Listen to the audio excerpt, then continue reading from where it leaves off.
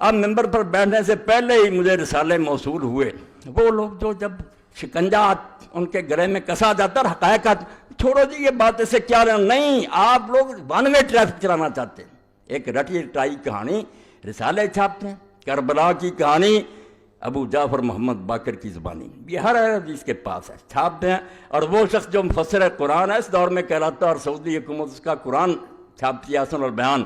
مولانا صلاح الدین یوسف، وہ ایک کارنامہ سر انجام دے رہا ہے۔ یہ کتاب بھی میرے پاس اسی کی ہے،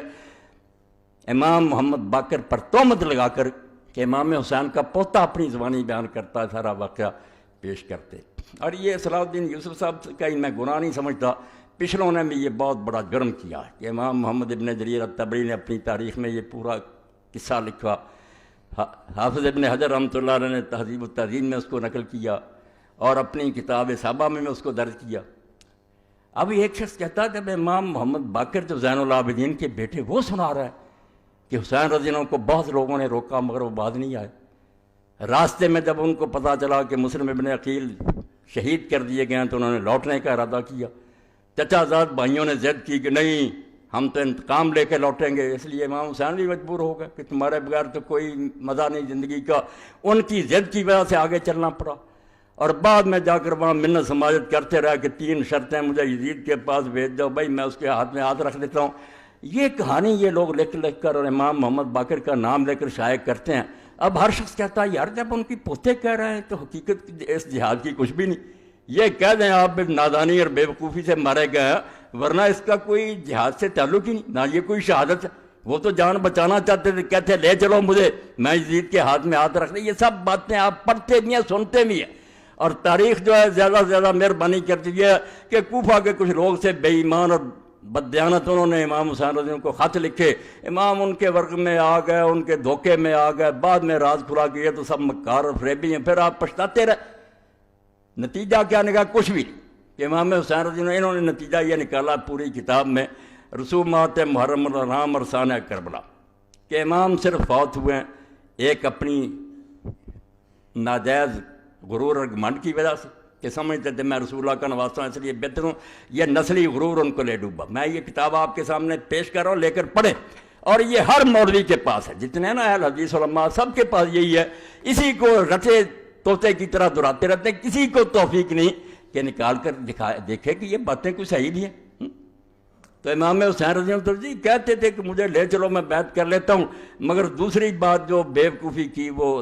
عبید اللہ بن زیاد نے کی کہ اس نے ضد کی کہ پہلے میرے ہاتھ پر بیعت کرو پھر دمشق لے کر جاؤں گا، تو امام نے خام خواہ ایک ناجائز بات کہی کہ نہیں تیرے ہاتھ گورنر پر بیعت نہیں کروں گا، وہاں میں کروں گا، صرف اتنی بات پر عبید اللہ کہنے لگا نہیں آئینی بات ہے میں گورنر میرے ہاتھ پر، یعنی یہ امام حسین رضی اللہ عنہ کو ایک احمق ضدی اور مغرور آدمی ثابت کیا جو خام خواہ اپنی جان دے گیا ورنہ کچھ حقیقت نہیں، اور اس میں صاف صاف لکھا کہ یزید کو بیعت کا مطالبہ کرنے کا کیوں حق نہیں تھا، کیونکہ جب سوائے 2 آدمیوں کے عبداللہ ابن زبیر اور امام حسین کے ساری سلطنت میں لوگوں نے اس کی بیعت کر لی تھی، وہ کیوں نہ بیعت مانگتا، امام حسین جھوٹا تھا۔ یہ پوری کتاب ہے۔ اب ہم اس کا جواب اگر میں دوں تو سارے شہر میں پروپگنڈا کہ مولوی اسحاق امام حسین رضی کا بیان کرتا، اور ان دنوں میں آ کر یہ مسجد نہیں امام بارگاہ میں لعنت اللہ علی الظالمین، اللہ کے نامراد ظالم بندو، یزید کی حمایت میں تم کتابیں لکھو، امیر المومنین یزید رحمۃ اللہ علیہ جگہ جگہ اس میں لکھا، اور ہم امام حسین رضی کا بیان کریں، اور آپ لوگوں کو یہ توفیق ہی نہ کہ پوری کتاب میں نہ ابن تیمیہ کو یہ توفیق ہوئی، اللہ انہیں بھی معاف کرے، نہ انہیں ملی کہ رسول اللہ کی وہ حدیثیں تو کہیں ذکر کر دو کہ حضور نے پہلے بتایا نہیں تھا امام حسین رضی کے بارے میں، وہ صحیح حدیثیں نہیں ہیں، ان کو چھوتے تک نہیں، خطبے ہو رہے ہیں، کتابیں لکھی جا رہی ہیں، نہ کئی تنظیموں کے سربراہ میں ان کا نام کہہ لوں وہ بھی لکھ دیتے ہیں سانحہ کربلا، کوئی نہیں یہ اٹھا کر دیکھتا کہ تاریخ کی جھوٹی روایتیں، یہ جو میں نے لکھ دیا کہ محمد باقر رحمۃ اللہ علیہ کی زبانی، اس کے بارے میں تو آپ سمجھ لیں کہ جہاں جہاں یہ لکھی ہے بالکل جھوٹ کا پرندہ، اس میں زکریا بن یحییٰ ضریر مجہول ہے، اور آگے چل کر جس نے یہ کہانی گڑھی ہے خالد بن عبداللہ الکسری، مکہ معظمہ میں بدقسمتی سے جو لوگ گورنر رہے ہیں ان پر پوری ایک کتاب ہے غایۃ المرام، اس میں اس کے حالات پڑھیں، اور امام ذہبی جو لکھتے ہیں کہ ناصبین سباب، مکے کے ممبر پر چڑھ کر جو حضرت علی رضی اللہ عنہ علانیہ لعنت کرتا تھا وہی عبداللہ بن خالد کسری تھا، جس نے یہ کہانی گڑھی کہ امام حسین کے بارے میں یہ بات پھیلا دو کہ وہ تو واپس آنا چاہتے تھے، وہ تو یہ شرطیں پیش کرتے تھے، انہیں تو لوگ روکتے تھے۔ میں کہتا ہوں اس جھوٹے اور حضرت علی پر لعنت کرنے والے کی سوال آؤ کہیں دنیا سے کوئی کتاب جس میں یہ آتا ہے کہ امام حسین رضی اللہ واپس آنا چاہتے تھے۔ خود یزیدی اور بنو امیہ کا گورنر کہانی گڑے اور امام محمد باقر کی ذمہ لگا دے، اور تم اس کو یہ شائع کرو کہ کربلا کی کہانی محمد باقر کی زبانی۔ محمد باقر رحمۃ اللہ علیہ نے ان میں سے کوئی بات نہیں کہی، یہ سب جھوٹی باتیں۔ میں نے 2 راوی جو ہیں ان کے نشان دے دیے، اصل سند جو ہے وہ تبری میں جہاں سے پتہ چلتا، باقی انہوں نے بلا سند کی نقل کر دیا نا، کیسا ایسا شروع کہاں سے ہوتی ہے، کون بیان کرتا؟ زکریہ بن یحییٰ زریع مجہول، اور آگے کون ہے؟ خالد بن عبداللہ الکسری، جس کو کہتے ہیں بغیض ناصبی، ایسا دشمن علی کہ مکہ کے منبر پر حضرت علی رضی اللہ عنہ لعنت کرتا تھا۔ مگر ایسے لوگ پھر ان کو اللہ تعالیٰ معافی نہیں دیتا۔ آخر میں خود بنو امیہ نے اسے معذور کیا، اور جس برے طریقے سے اس کو پھر کوڑے لگائے کر سزائیں ملی، وہ تاریخ کا ایک حصہ وہ پڑھنا چاہیے کہ ظالم کی گرفت کیسے ہوئی۔ پھر اس کی کہانی لیے پھر تو دشمن اہل بیت کی کہ امام محمد باقر نے یہ کہا۔ تو اللہ کے لیے توبہ کرو، حدیث کی کتابوں کی طرف رجوع کرو۔ حسین رضی اللہ تعالیٰ عنہ پاگل تھا، اور کسی ظالم نے آج تک نہیں کہا، اور یہ بات جو ہے اس کو بیان نہیں کیا کہ کوفہ بلانے والے تھے کون؟ امام حسین رضی اللہ بچہ تھا جو لوگوں کے بلانے پر چلا گیا، جو اٹھتا کہ کوفہ والوں نے بلایا اور بعد میں انہوں نے پورا نہیں کیا۔ ظالموں شرم کرو، وہ بلانے والا وہ جو امیر معاویہ رضی اللہ اس کے پاسنگ بھی نہیں۔ حضرت سلیمان بن سرد رضی اللہ کو کہتے ہو کہ وہ جھوٹا تھا۔ 5 آدمی ہیں جنہوں نے پہلا خط لکھا، اور اپنے گھر میں جس نے دعوت دی لوگوں کو بلایا کہ اللہ نے ایک طاغوت سے ہماری جان چھڑائی اور ایک دوسرا ظالم مسلط ہو گیا، آؤ حسین کو کھڑا کرو اور اس کا ساتھ دو، ان ظالموں سے جان چھڑائی۔ وہ خط پڑھو اس کا صحابی کا، امیر معاویہ رضی اللہ کا پتہ لگے کہ وہ صحابی کیا سمجھتے تھے کہ ایک طاغیہ اور طاغوت مرا اور ایک اور مسلط ہو گیا ہماری گردنوں پر۔ حضرت سلیمان بن سرد خزائی، اور بعد میں اس نے کیسے نبھایا؟ اگر اور توفیق نہیں تو البدایہ والنہایہ امام ابن کثیر کی اٹھا کر دیکھ رہو، اس کی شہادت کا واقعہ پڑھو کہ کس طرح اس نے ان ظالموں سے بدلہ لینے کے لیے بعد میں پھر لوگوں کو جمع کیا کہ ہم وقتی طور پر ٹھیک ہے دب گئے۔ عبید اللہ ابن زیاد نے دھوکے سے شہر پر قبضہ کر لیا، کرفیو نافذ کر دیا، ہمارے لیڈر گرفتار کر لیے، ہم مدد نہیں کر سکے امام حسین رضی اللہ کی، مگر یہ الزام ہم پر آ گیا کہ ہم نے بلایا تھا۔ بالکل صریح جھوٹ ہے، کوفہ والوں نے کوئی دھوکہ نہیں کیا، ان میں سے کوئی جھوٹا نہیں تھا، وہ سارے امام حسین کے رضی اللہ تعالیٰ عنہ کے والد کے فدائی تھے۔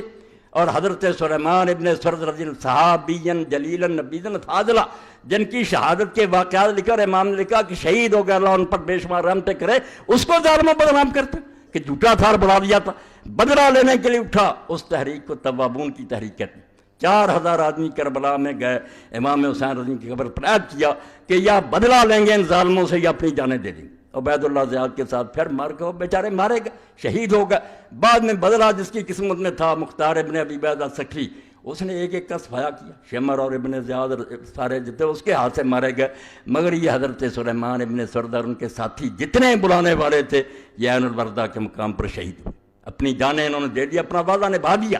تو جھوٹ اتنا پھیلایا گیا کہ جس کا جی چاہتا وہ کہانی چھوٹی سی بیان کر دیتا۔ بالکل اس طرح ہی جیسے میرے ایک استاد تھے کالج میں، وہ کہہ رہے تھے کہ اگر بات کو برباد کرنا تو اس کا طریقہ یہ ہے کہ لوگ بیٹھے ہوئے تھے، کھانا کھا رہے تھے، تو ایک آدمی نے کوئی کہانی چھوڑ دی، وہ بیچارہ لمبی بیان کرنے لگا، اتنے میں دوسرے کھا گئے۔ اس نے ایک دن سوچا میں بھی اس کو پھنساؤں گا، اس نے کہا یار یوسف علیہ السلام کا قصہ کیا تھا؟ اب قصہ تو اتنا لمبا قرآن مجید میں اتنا لمبا آیا، مگر اس نے چالاک تھا، اس نے کہا پسرے بود پسرے داشت گم کر دو بعد یاد۔ اور بات اتنی، ایک باپ تھا، اس کا بیٹا تھا، وہ گم ہو گیا، مل گیا، بس قصہ ختم ہو گیا کہ حسین رضی اللہ کو کوفیوں نے بلایا، دھوکہ کیا، یہ بعد میں منتیں ترلے کرتے رہے، مارے گئے۔ ظالموں، اللہ کی کروڑ لعنت ہے جھوٹوں پر۔ حسین رضی اللہ کی وہ شہادت جس کے بارے میں اللہ کے رسول جب بات ہی اللہ کی طرف سے بتلائی گئی اس وقت روئے، تمہیں یہ حدیثیں نہیں یاد آتی؟ اور اگر اس کے بارے میں شبہات تو سلسلۃ الحدیث صحیحہ دوسری جلد وہ علامہ البانی صاحب رحمۃ اللہ علیہ کی دیکھ لیں، ساری اکٹھی کر دیں۔ میں یہاں صرف الفتح الربانی جو مسند احمد کی طبیب ہے اس میں سے پڑھتا ہوں۔ یہ 23ویں جلد ہے۔ عن عائشہ ام سلمہ قال اب کی شک کا ہوا یعنی عبداللہ بن سعید ان نبی صلی اللہ علیہ وسلم قال لإحداہما لقد دخل علی البیت مرک لم یدخل علی قبلہ۔ رسول اللہ صلی اللہ علیہ وسلم کی ایک زوجہ مطہرہ آپ کے حجرہ میں داخل ہوئی، تو رسول کریم علیہ السلام نے فرمایا کہ ابھی میرے حجرے میں ایک فرشتہ ایسا آیا تھا جو اس سے پہلے کبھی نہیں آیا۔ فقال علی ان ابنک ھذا حسین مقتول، اس نے مجھے یہ اطلاع دی کہ تمہارا یہ بچہ شہید کر دیا جائے گا۔ وین شئت ارأیتک من تربۃ الارض التی یقتل بہا، تو پھر اس نے کہا کہ اگر آپ چاہتے ہیں کہ اس زمین کی مٹی دکھائی جائے تو میں اس کی مٹی آپ کو دکھا دیتا ہوں۔ قال فاخرج تربۃ حمراء، تو ام سلمہ رضی اللہ عنہ کہتی ہیں حضور نے پھر سرخ مٹی بھی مجھے دکھائی کہ یہ اس فرشتے نے مجھے مٹی دی ہے۔ صحیح حدیث، کوئی شک شبہ نہیں۔ اور جس کی موت پر اللہ کا رسول جو اس کی روح اضطراب میں آئی، یہ بھی آگے حدیث آتی ہے، عن ابن عباس قال رأیت النبی صلی اللہ علیہ وسلم فیما یری النائم بنصف النہار، اور میں حیران ہوں کہ اسی حدیث کو یہ شیخ القرآن اپنی کتاب تنقیح الروات جو لکھی ہے مشکوٰۃ شریف، اس میں بالکل صحیح قرار دے چکا کہ کوئی شک نہیں، واقعی صحیح حدیث سے ثابت ہے کہ رسول اللہ نے حضرت حسین ان کی شہادت کی خبر دی تھی، اور یہ بھی ٹھیک ہے کہ حضور کو دیکھا گیا تھا آپ روتے تھے، یہ خود مانا ہے صلاح الدین یوسف تنقیح الروات 4 جلد، مگر کتاب میں ذکر نہیں کرتے۔ جب رسالے لکھتے ہیں، تقریریں کرتے ہیں، بس کوفیوں نے بلایا چلے گا۔ اب جس کی پیدائش کے وقت ہی اللہ کے فرشتے نے اطلاع دے دی، اور اس واقعہ کو ہم بھی اتنا سمجھا کہ باقی اطلاعیں دینے کے لیے روز فرشتے آتے تھے، مگر اس کے لیے فرمایا ایسا فرشتہ آیا جو کبھی بھی آسمان سے پہلے نازل نہیں ہوا۔ تو ابن عباس پھر جس دن شہید ہوئے اس دن کا واقعہ بیان کرتے ہیں، رأیت النبی صلی اللہ علیہ وسلم فیما یری النائم بنصف النہار، اس کو بھی صحیح کہا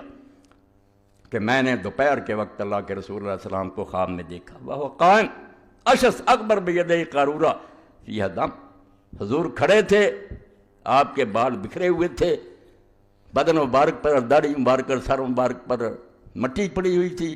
ہاتھ میں شیشی تھی، اس میں خون بھرا ہوا تھا۔ فقلت بأبی انت امی یا رسول اللہ ما ھذا، میں نے گھبرا کر کہا اللہ کے رسول یہ کیا معاملہ ہے، آپ کی کیا حالت بنی ہوئی ہے، اور یہ خون کیسا ہے؟ قال ھذا دم الحسین واصحابہ، فرمایا یہ حسین اور اس کے ساتھیوں کا خون ہے، لم ازل التقط منذ اليوم، میں صبح سے اس کو اکٹھا کر رہا ہوں۔ فاحسین ذلک الیوم، تو حضرت عبداللہ ابن عباس رضی اللہ عنہ فرماتے ہیں ہم نے وہ دن اور گھڑی یاد کر لی، فوجدوا قتل فی ذلک الیوم، جب قافلہ لٹا پٹا واپس آیا تو ہم نے دیکھا کہ واقعی وہی دن تھا اور وہی وقت تھا جب رسول اللہ بے چین تھے، عالم ارواح میں ان کا نواسا شہید ہو رہا تھا۔ ان کے ہاتھوں سے لٹی باغ رسالت کی بہار،